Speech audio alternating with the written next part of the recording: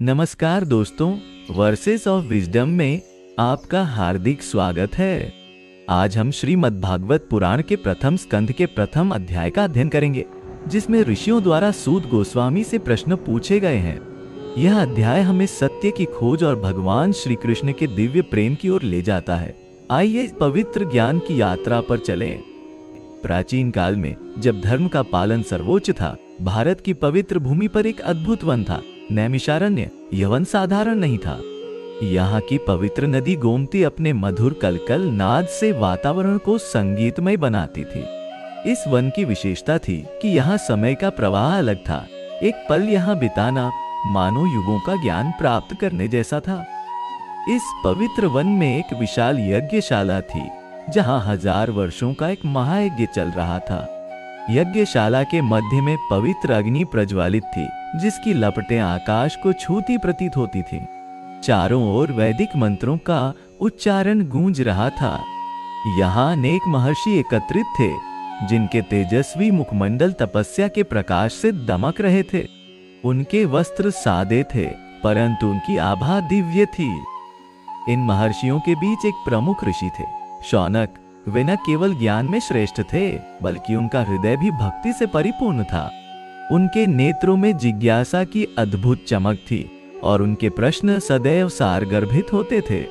उन्होंने अपने जीवन का हर क्षण इस खोज में समर्पित कर दिया था। एक दिन जब सूर्य अपनी स्वर्णिम किरणों से वन को आलोकित कर रहा था, यज्ञशाला में एक अतिथि का आगमन हुआ। वह थे सूत गोस्वामी, एक महान विद्वान जिन्होंने सभी पुराणों और इतिहासों का अध्ययन किया था।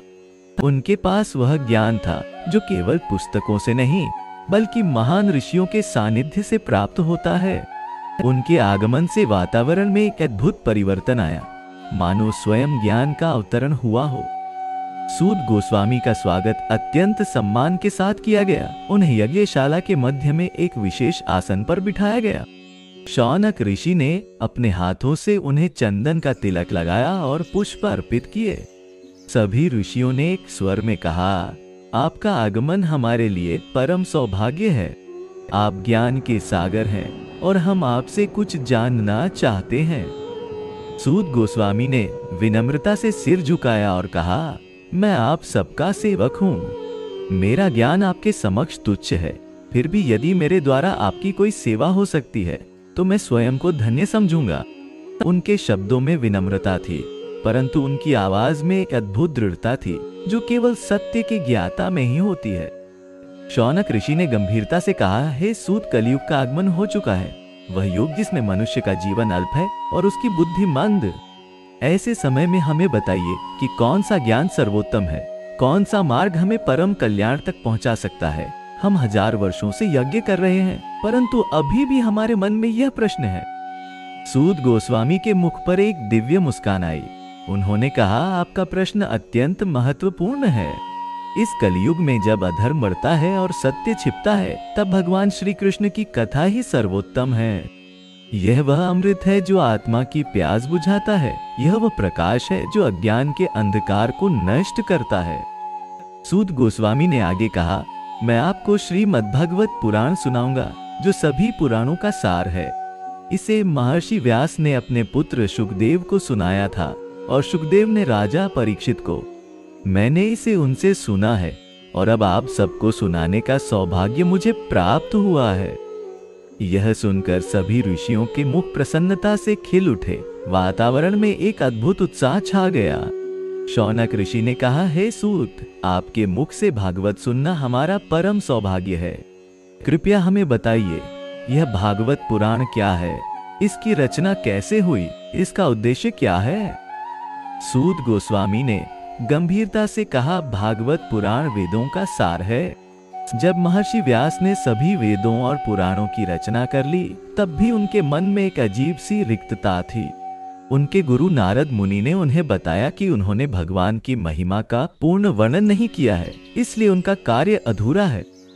सूत गोस्वामी ने आगे बताया, नारद मुनि के निर्देश पर व्यास जी ने गहन ध्यान में लीन होकर भगवान श्री कृष्ण के दिव्य रूप का दर्शन किया।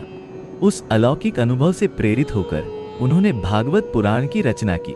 जिसमें भगवान के अवतारों, विशेषकर श्री कृष्ण के दिव्य लीलाओं का वर्णन है। न्यान्दाये, शौनक ऋषि ने पूछा, हे सूत, इस कलयुग में जीवों का कल्याण कैसे होगा? जब धर्म का ह्रास होता है तब मनुष्य का मार्गदर्शन कौन करेगा? सूत गोस्वामी ने मुस्कुराते हुए कहा, इसी प्रश्न का उत्तर भागवत पुराण में है।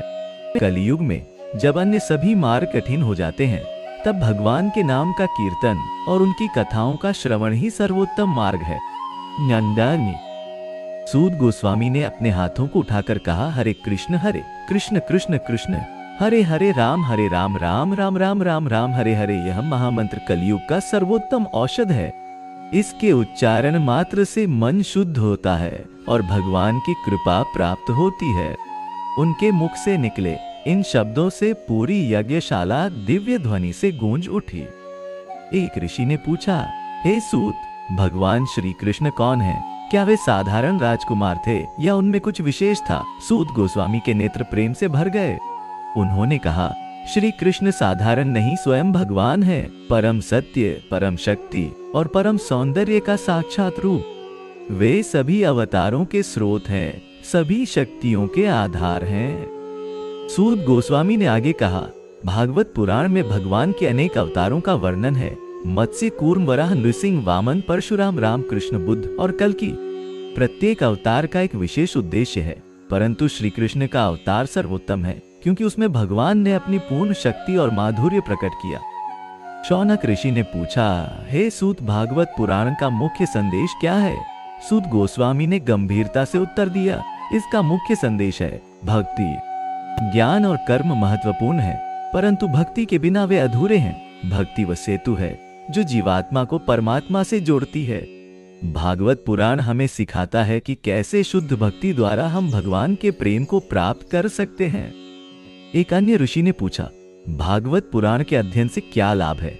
सूत गोस्वामी ने मुस्कुराते हुए कहा, इसके अध्ययन से मन शुद्ध होता है, बुद्धि निर्मल होती है और हृदय में प्रेम का उदय होता है। जो इसे श्रद्धा से सुनता है वह इसी जन्म में मुक्ति प्राप्त कर सकता है। सभी ऋषि सूत गोस्वामी के वचनों से अत्यंत प्रभावित हुए। उनके मुख पर दिव्य प्रसन्नता झलक रही थी। शौनक ऋषि ने सबकी ओर से कहा, हे सूत, आप हमारे गुरु हैं, कृपया हमें भागवत पुराण का विस्तार से वर्णन करें। हम आपके मुख से इस दिव्य कथा को सुनने के लिए उत्सुक हैं। सूत गोस्वामी ने अपने हृदय को स्पर्श किया और कहा, मैं अपने गुरुओं का स्मरण करता हूँ जिन्होंने मुझे ये दिव्य ज्ञान दिया। मैं भगवान श्री कृष्ण का स्मरण करता हूँ जिनकी कृपा के बिना कुछ भी संभव नहीं है, और मैं आप सभी का आभार व्यक्त करता हूँ जिन्होंने मुझे यह अवसर दिया है। सूत गोस्वामी ने अपनी आंखें बंद की और गहरी सांस ली। फिर उन्होंने अपनी आंखें खोली जिनमें एक अद्भुत चमक थी।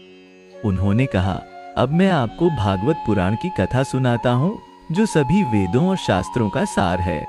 ये कथा आपके हृदय में भक्ति का बीज बोएगी और आपको परम आनंद की अनुभूति कराएगी। जैसे ही सूत गोस्वामी ने भागवत कथा आरंभ की, पूरा नैमिषारण्य मानो स्तब्ध हो गया।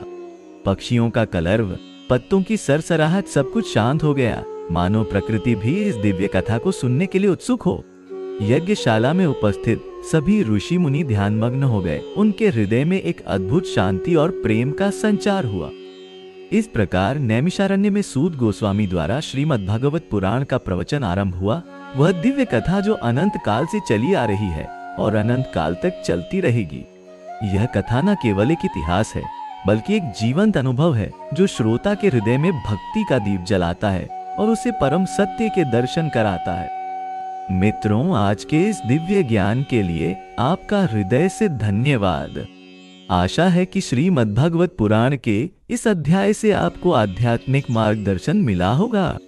यदि आपको यह वीडियो पसंद आया तो कृपया चैनल को सब्सक्राइब करें और अपने विचार कमेंट्स में साझा करें। वर्सेस ऑफ विजडम के साथ बने रहें, जहां प्राचीन ज्ञान आधुनिक जीवन को प्रकाशित करता है। फिर मिलेंगे अगले अध्याय में।